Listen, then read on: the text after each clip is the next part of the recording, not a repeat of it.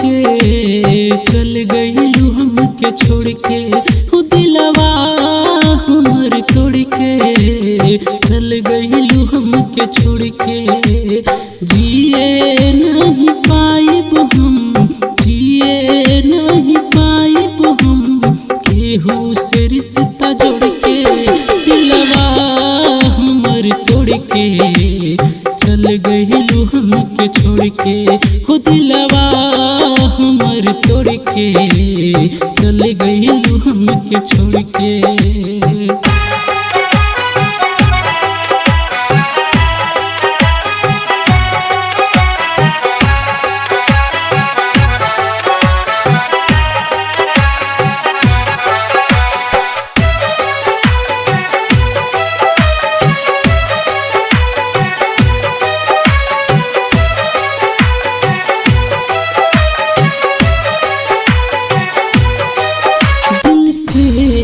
तोहके मान ली हम त अपना जान, मानत रहली तोहरा के हम त भगवान।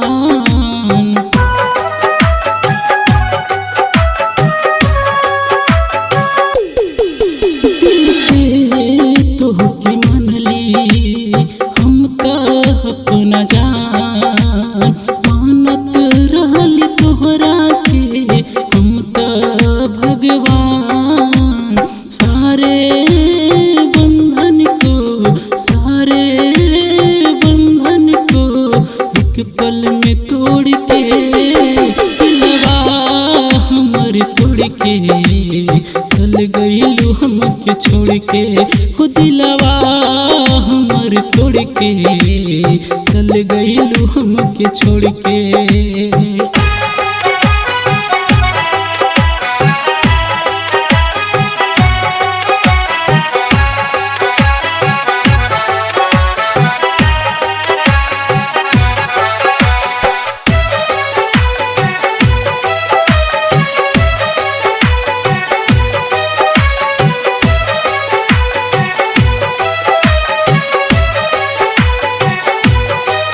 जब साथे नानी भैलू तो जिंदगी में काहे हैलू, धोखा दिल के हमरा के पागल बनैलू।